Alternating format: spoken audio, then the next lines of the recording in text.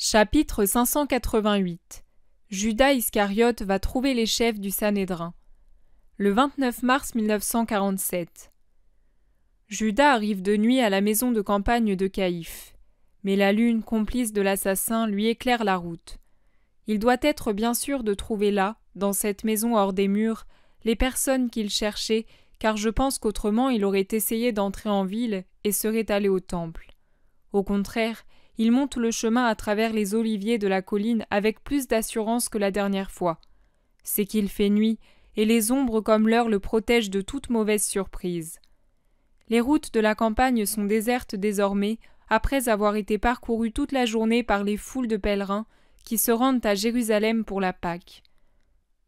Les pauvres lépreux eux-mêmes sont tapis dans leurs cavernes et dorment de leur sommeil de malheureux, oublieux pour quelques heures de leur sort. Voilà Judas à la porte de la maison, toute blanche au clair de lune. Il frappe. 3 coups, 1 coup, 3 coups, 2 coups. Il connaît à merveille le signal convenu. Ce doit être vraiment un signal sûr, car la porte s'entr'ouvre sans que le portier jette au préalable un coup d'œil par la petite ouverture pratiquée dans la porte. Judas se glisse à l'intérieur et interroge le portier qui lui rend honneur. « L'assemblée est-elle réunie ?»« Oui, Judas. Au complet, pourrais-je dire. Conduis-moi, je dois parler de choses importantes. Dépêche-toi. L'homme referme la porte et tire tous les verrous, puis il le précède dans le couloir mi-obscur et s'arrête devant une lourde porte à laquelle il frappe. Le brouhaha cesse dans la pièce, remplacé par le grincement de la serrure et le crissement de la porte qui s'ouvre en projetant un cône de lumière vive dans le couloir sombre. « Toi ? Entre !» dit l'homme qui a ouvert la porte et que je ne connais pas. Il ferme à clé derrière Judas. Son entrée crée un mouvement de stupeur, ou du moins d'agitation, mais tous le saluent en chœur. « Paix à toi, Judas, fils de Simon !»« Paix à vous, membres du Saint Sanhédrin !» répond Judas. « Avance. Que veux-tu » lui demande-t-il.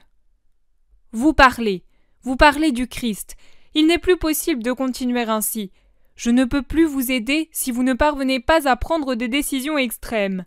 L'homme a des soupçons désormais. »« Tu t'es fait découvrir, sot que tu es » interrompt-il. « Non, c'est vous qui êtes sot. Vous qui, par une hâte stupide, avez fait de fausses manœuvres. Vous saviez bien que j'allais vous servir, mais vous ne m'avez pas fait confiance. »« Tu as la mémoire courte, Judas. Ne te rappelles-tu pas comment tu nous as quittés la dernière fois ?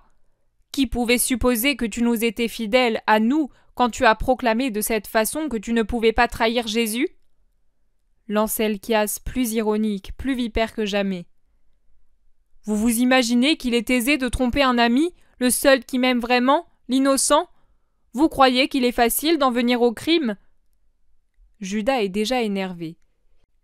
Ils cherchent à le calmer, ils le flattent, ils le séduisent, ou du moins ils essaient de le faire, en lui démontrant que loin d'être un crime, son geste est une œuvre sainte envers sa patrie, à laquelle il évite des représailles de ceux qui la dominent, et qui déjà donnent des signes de mécontentement devant ses continuelles agitations et ses divisions de partis et de foules dans une province romaine. C'est aussi une bonne action envers l'humanité s'il est vraiment convaincu de la nature divine du Messie et de sa mission spirituelle. Si ce qu'il prétend est vrai, loin de nous de le croire, n'es-tu pas le collaborateur de la rédemption ? Ton nom sera associé au sien à travers les siècles.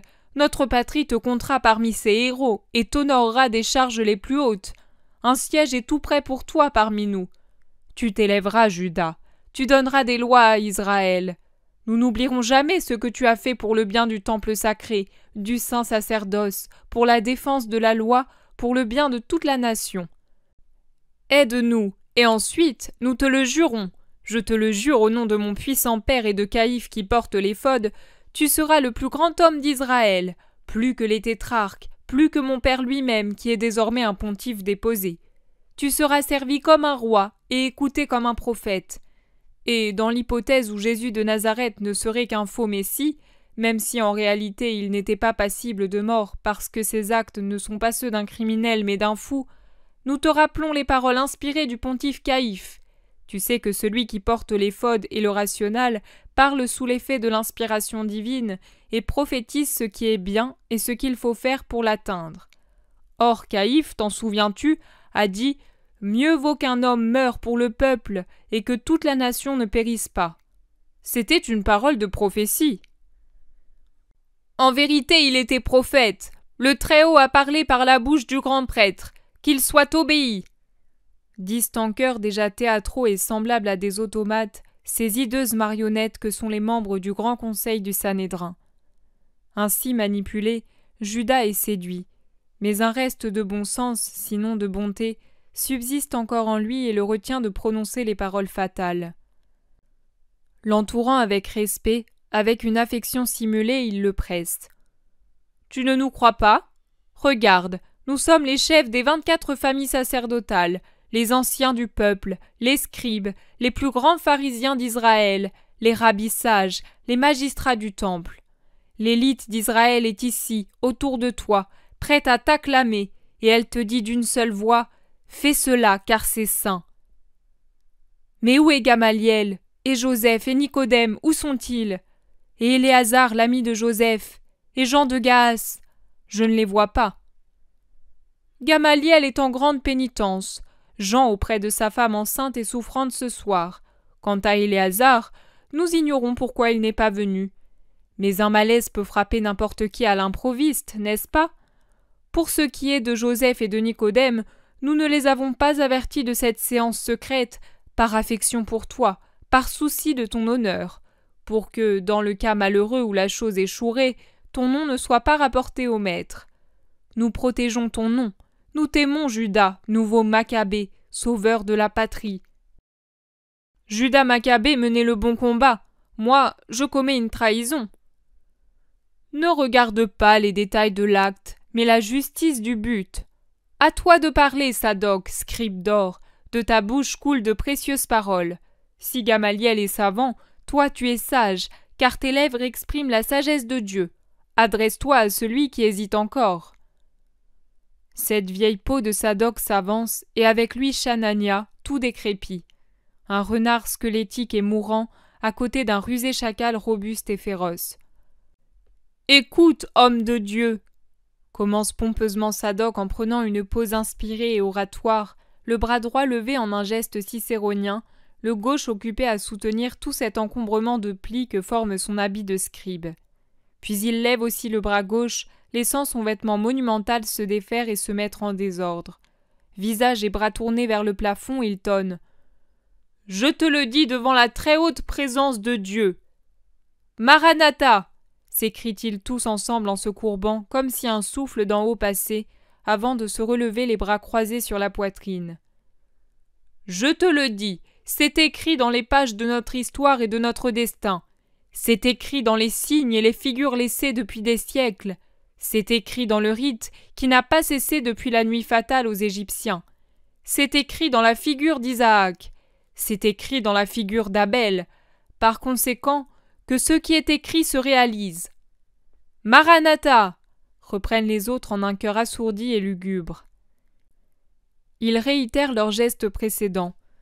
Tout cela est d'autant plus impressionnant que leurs visages sont bizarrement frappés par la lumière des 2 lampadaires allumés aux extrémités de la salle, au mica violet pâle, d'où émane une lumière fantasmagorique. Cet aréopage d'hommes presque tous vêtus de blanc, dont le teint pâle et olivâtre de leur race est encore plus marqué par la lumière diffuse, a tout d'une assemblée de spectres. La parole de Dieu est descendue sur les lèvres des prophètes pour signer ce décret. Il doit mourir. C'est dit. C'est dit, Maranatha. Il doit mourir. Son sort est réglé. Il doit mourir. Maranatha. Son destin fatal est décrit dans les plus minutieux détails, et on ne peut s'opposer à la fatalité. Maranatha. L'Écriture indique même le prix symbolique versé à celui qui se fait l'instrument de Dieu pour l'exécution de la promesse. C'est indiqué, Maranatha. Comme rédempteur ou comme faux prophète, il doit mourir. Il doit mourir, Maranatha. L'heure est venue, le Seigneur le veut. J'entends sa voix. Elle crie « Que cela s'accomplisse !» Le Très-Haut a parlé, que cela s'accomplisse. Que cela s'accomplisse, Maranatha. Puisse le ciel t'en donner le courage, comme il a soutenu Yaël et Judith qui étaient des femmes et surent être des héroïnes, comme il a aidé Jephthé qui sut sacrifier sa fille à la patrie, comme il a fortifié David contre Goliath pour qu'il puisse accomplir le geste qui allait rendre Israël éternel dans le souvenir des peuples. Puisse le ciel t'en donner le courage, Maranatha. Puisses-tu être victorieux. Puisses-tu être victorieux, Maranatha. Alors s'élève la voix éraillée et sénile de Chanania. Celui qui hésite devant l'ordre sacré est condamné au déshonneur et à la mort. Il est condamné, Maranatha. Si tu refuses d'écouter la parole du Seigneur ton Dieu, et si tu n'agis pas selon son commandement en faisant ce qu'il t'ordonne par notre bouche, que toutes les malédictions tombent sur toi. Toutes les malédictions, Maranatha. Que le Seigneur te frappe de toutes les malédictions de Moïse et te disperse parmi les nations. Qu'il te frappe et te disperse. Maranatha. Un silence de mort suit cette scène hallucinante. Tout se fige dans une immobilité cauchemardesque. Quand enfin Judas prend la parole, j'ai du mal à reconnaître sa voix tant elle est altérée. Oui, je vais le faire, je dois le faire, et je le ferai. Déjà, la dernière partie des malédictions de Moïse me concerne, et il me faut en sortir, car je n'ai que trop tardé. Et je deviens fou, je ne connais ni trêve ni repos. J'ai le cœur effrayé, les yeux égarés et l'âme brisée de tristesse. Tremblant d'être découvert et foudroyé par Jésus en raison de mon double jeu, car j'ignore à quel point il connaît ma pensée, je vois ma vie suspendue à un fil. Matin et soir, je demande à en finir avec cette heure, à cause de l'épouvante qui me serre le cœur, à cause de l'horreur de ce que je dois accomplir. Ô hâtez cette heure, tirez-moi de l'angoisse qui m'étreint, que tout s'accomplisse, maintenant, et que je sois délivré. Allons. La voix de Judas s'est affermie au fur et à mesure, et désormais il parle fort. Ses gestes, d'abord automatiques et incertains comme ceux d'un somnambule, sont devenus libres, volontaires. Il se redresse de toute sa taille, en prenant une beauté satanique, et il crie « Que tombent les liens d'une folle terreur! Je suis délivré d'une suggestion effrayante! Christ, je ne te crains plus, et je te livre à tes ennemis! Allons !» C'est un cri de démon victorieux. À ces mots, il se dirige hardiment vers la porte. Mais les autres l'arrêtent. « Doucement, réponds-nous, où se trouve Jésus de Nazareth ?»« Chez Lazare à Béthanie. »« Nous ne pouvons pas entrer dans cette maison bien défendue par des serviteurs fidèles. C'est la demeure d'un favori de Rome. Nous irions au-devant d'ennuis certains. »« À l'aurore, nous venons dans la ville. Placez des gardes sur la route de Bethphagée, créez un esclandre et saisissez-vous de lui. »« Comment sais-tu qu'il vient par cette route ? Il pourrait aussi bien en emprunter l'autre. » »« Non, il a averti ses disciples qu'il la prendraient pour rentrer dans la ville par la porte d'Éphraïm, et il leur a demandé de l'attendre près d'Enrogel. Si vous le capturez avant... »« Nous ne le pouvons pas. Nous devrions entrer en ville avec lui, au milieu des gardes. Or, tous les chemins qui mènent aux portes et toutes les rues de Jérusalem sont bondés depuis l'aube jusqu'à la nuit. Il y aurait du tumulte, et cela ne doit pas arriver. » « Il montera au temple. Convoquez-le au nom du grand prêtre pour l'interroger dans une salle. Il viendra, car il a plus de respect pour vous que pour sa vie. Une fois qu'il sera seul avec vous, vous trouverez bien le moyen de le mener en lieu sûr et de le condamner à l'heure favorable. Cela aussi provoquerait des remous. Tu devrais avoir remarqué que la foule est fanatiquement en sa faveur, et non seulement elle, mais aussi les grands et les espoirs d'Israël. Gamaliel perd ses disciples, tout comme Jonatas ben Uziel et d'autres parmi nous. C'est parce qu'ils sont séduits par lui qu'ils nous quittent. Les païens eux-mêmes le vénèrent ou le craignent, ce qui est déjà de la vénération, et ils sont prêts à se révolter contre nous si nous en venions à le malmener. Par ailleurs, certains larrons que nous avions payés pour faire les faux disciples et provoquer des rixes ont été arrêtés, et ils ont parlé dans l'espoir que leurs délations leur vaudront la clémence. Le prêteur est donc au courant. Tout le monde le suit, alors que nous ne concluons rien. Mais il faut agir avec finesse pour que les foules ne s'en aperçoivent pas. Oui, c'est ce qu'il faut faire. Anne aussi le recommande. Il dit « Il ne faut pas que cela se produise pendant la fête pour éviter tout désordre chez le peuple fanatique. » C'est ce qu'il a décidé. Il a même donné des ordres pour qu'il soit traité avec respect dans le temple et ailleurs, et qu'il ne soit pas molesté afin qu'on puisse le tromper. Alors que comptez-vous faire? Moi j'étais bien disposé cette nuit, mais vous hésitez, intervient Judas. Voilà, tu devrais nous amener à lui à une heure où il est seul. Tu connais ses habitudes. Tu nous as écrit qu'il te garde près de lui plus que tous les autres. Tu dois donc savoir ce qu'il a l'intention de faire. Nous serons toujours prêts. Quand tu jugeras favorable l'heure et le lieu, préviens-nous et nous arriverons. C'est d'accord. Et quelle récompense recevrai-je? Désormais Judas parle froidement, comme s'il s'agissait d'un commerce quelconque. Ce qui est dit par les prophètes pour rester fidèle à la parole inspirée. 30 deniers. 30 deniers pour tuer un homme, et cet homme-là? Le prix d'un agneau ordinaire en ces jours de fête? Mais vous êtes fous! Non que j'ai besoin d'argent, j'en ai une bonne provision. Ne pensez donc pas me convaincre comme si cette somme m'était nécessaire. Mais c'est trop peu pour me dédommager de ma douleur de trahir celui qui m'a toujours aimé. Mais nous t'avons dit ce que nous ferons pour toi, gloire, honneur, tout ce que tu attendais de lui et que tu n'as pas eu. Nous te revaudrons de ta déception. Mais le prix est fixé par les prophètes. C'est une formalité, un symbole, rien de plus. Le reste viendra après. Et l'argent, quand? Au moment où tu diras « venez », pas avant. Personne ne paie avant d'avoir la marchandise en main. Cela ne te paraît-il pas juste? Si, mais tripler au moins la somme. Non, c'est dit par les prophètes. C'est ce qu'on doit faire. Ah, nous saurons obéir aux prophètes. Nous n'omettrons pas un iota de ce qu'ils ont écrit sur lui. Hé hé hé, nous sommes fidèles à la parole inspirée, dit en persiflant ce rebutant squelette qu'est Chanania. Plusieurs font chorus avec des ricanements lugubres, sournois, sans sincérité, de vrais rires de démons qui ne savent que ricaner. C'est que le rire est le propre de l'homme serein et aimant, et le ricanement celui des cœurs troublés et pleins de rancœur. Tout est dit, tu peux t'en aller. Nous attendons l'aube pour entrer dans Jérusalem par divers chemins. Adieu, que la paix soit avec toi, brebis perdue qui revient au troupeau d'Abraham. Paix à toi, ainsi que la reconnaissance d'Israël tout entier. Compte sur nous, un simple désir de toi est pour nous une loi. Que Dieu soit avec toi, comme il l'a été avec tous ses serviteurs les plus fidèles. Que toutes les bénédictions soient sur toi.